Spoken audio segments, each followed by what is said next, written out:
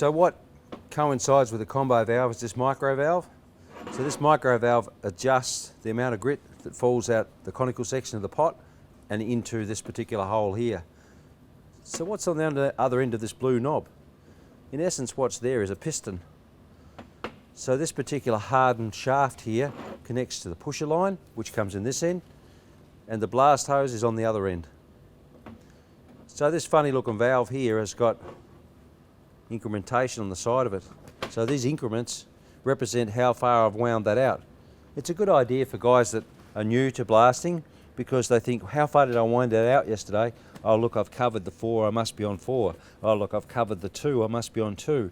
So that is identifying how far that piston's actually coming out off that seat. There's a cap on the bottom of this. Why on earth would you put a cap on there? Sometimes the grit might stop falling. The grit could be damp. So you can remove this cap to inspect, whilst this is still on the blast pot, you can inspect up there to see if the grit is stuck. You can also, without the air on the pot, with the dead man disengaged, with the air isolated off the pot, I can take this cap off and poke a bit of wire up there, or even a screwdriver, just to see if the grit is running out. If it has been blocked, it'll start to run out of this. So this is basically just an inspection hole or an indicator, give me an indication of what's going on inside the valve. So as I said, one thing you would never do with the valves on the blast pot is wind it all the way out.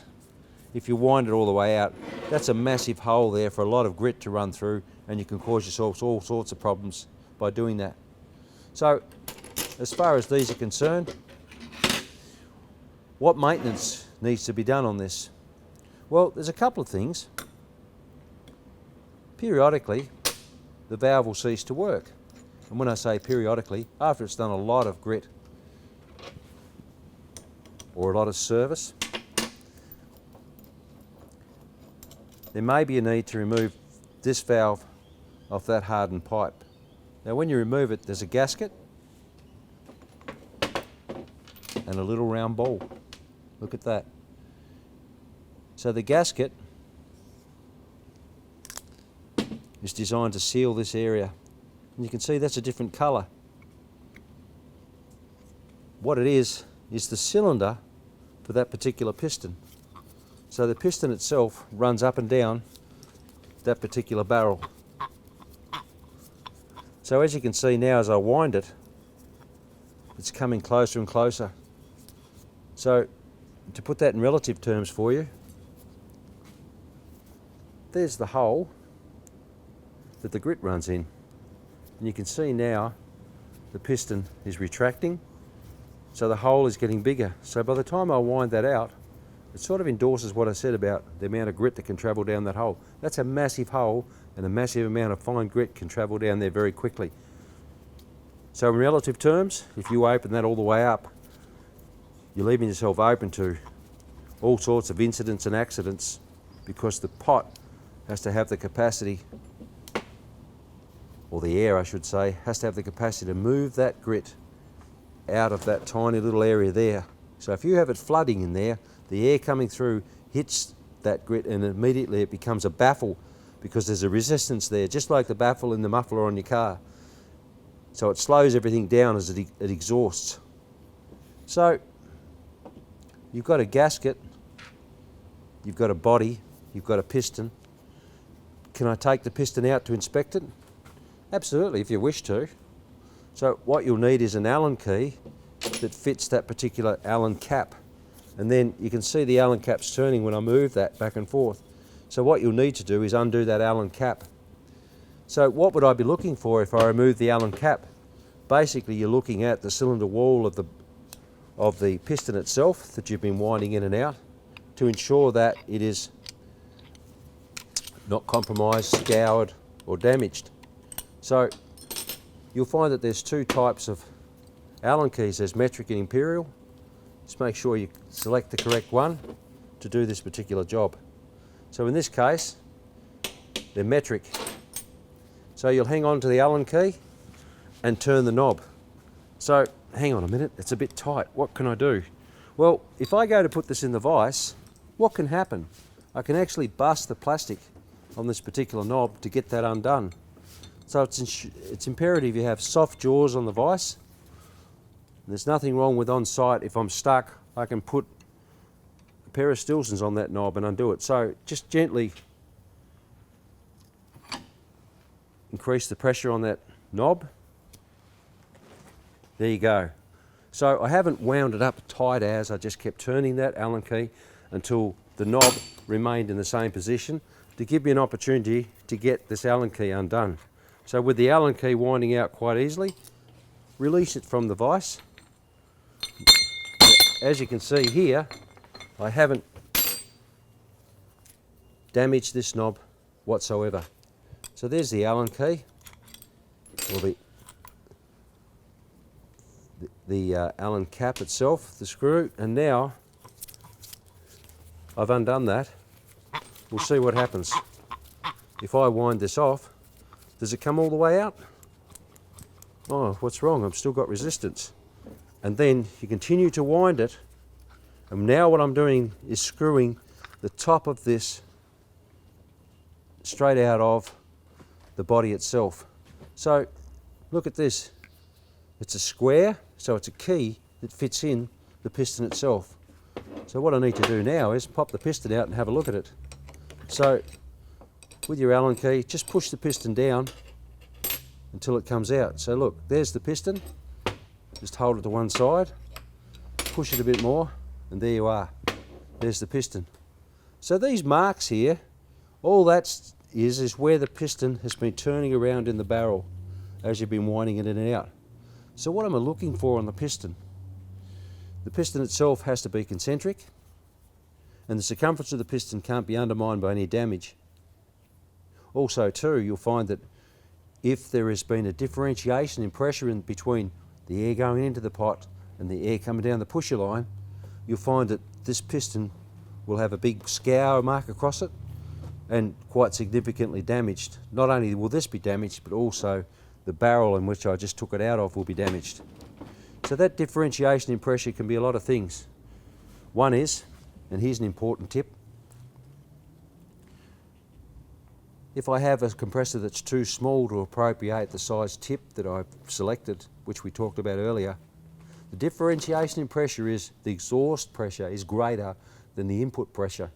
So therefore what happens here is as the grit comes down and falls of its own volition and the air comes through this pusher line, you get a vortex arrangement happening because this is greater exhaust than what it is on the pressure side. So you get a vortex. So it starts to swirl within this tiny chamber here. And that swirling effect has grit with it. With the grit becomes abrasive, so it actually cuts away and undermines the integrity of this particular valve or piston. And all of this body here will be undermined as well. So what can ultimately happen is this body or housing can be chewed away to such an extent that the grit starts to exhaust out the side of the body. So it's imperative that you keep an eye on your tip selection, your nozzle selection, in relation to the size of your compressor and in relation to the size of your pot. So if I've deemed that cylinder is in good repair, the piston's okay, not damaged, I can actually reinstate that knob. Now, when you reinstate the knob, what I'm wanting to do now is to ensure that it picks up the hexagon head. There it is there, picking up, it's rattling around it, so I wind it in until it stops. Now what I need to do is turn this piston around in the barrel to ensure that it does click in. There you are. So I've turned the piston until it picks up the square head of the thread that goes in, and before I move that now, what I need to do is put this Allen key, or this bolt, back in there with the Allen key. So holding the knob, screw the Allen key back up, like so. Now do I need to put it in the vise to do it up? No. If you'll find that if you hang on to that and turn this Allen key, like so, in the end there, so I don't have enough strength there because, look, the Allen key's not deep enough to go in this way. So because I'm using the stem and I've put that back in, the Allen cap itself, what I suggest you do, and the easiest way to do this, is to just squeeze up the shifter, hold it like so, hang on to the knob and nip that Allen cap up with that Allen key. So do I need to over tighten it? Absolutely not, because remember, you're only screwing it in and out like so. So now wind it all the way in, make sure it doesn't grab. Have I got it on there? Yes, I have. There's the piston, happy days. So it's all back in the configuration that the manufacturer intended it to be. So look here, what have we got here? We've got 2 bolt stems, and there's a little ball here, and a gasket. So sometimes that ball may be missing. That means someone's had it apart and didn't know what they were doing. What does that do? Well, in essence what it does, it's just an exhaust port. So if I took that ball out and took that Allen cap out of there, what I have is air escaping out of there. So, was there air escaping before I started this job? No. Do I need to put the ball back in? Yes, I do, because I don't need a Venturi system there, primarily because I want all the air to come through this pusher line and this to be sealed up as it was as the manufacturer sent it out to me. So I leave the ball in place and put the valve body back on. So the only thing I have to remember is, which way did it go? Well, we've got 2 sizes here, 1.25 inch, 1.5 inch. Gee, which way did it go? Well, if you can't remember, and you didn't do what I suggested you do earlier, by marking these things before you pull them apart, like so and so, don't panic. Just leave this on the bench, go over to your blast pot and see which side's the pusher line and which side is the brass threaded coupling, and you'll find one will fit the other, and that then will tell you which way this goes. So relatively simple. So if you get lost, don't panic, go back to the blast pot, because the pusher line will, with the big nut on it, will soon tell you which one fits which. Then you say, okay, then, well, it was around that way, so that's the way it goes back together. Relatively simple. Make sure that you've got a nice, clear, clean bench. Put the gasket back on, like so. Make sure that that ball remains in place, because we don't want differentiation in pressure. Your bolts, doesn't hurt to put a little bit of anti-seize on those bolts, because you can see with this hardened pipe, it's got a little bit of corrosion starting, so that could be also occurring within the thread stems as well. So then all you need to do is put your bolts back on, slide them in the hole and do them up.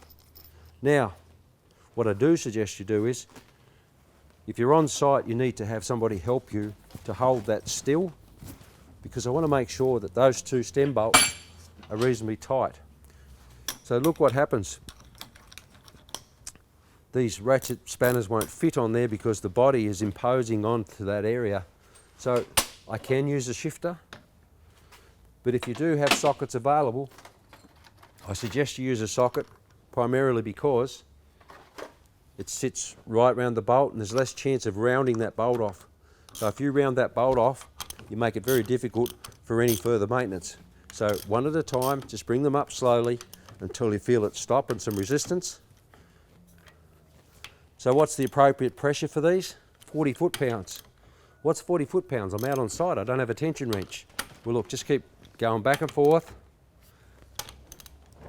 Now what is in relative terms here is, I've got a 1/2 inch drive square ratchet socket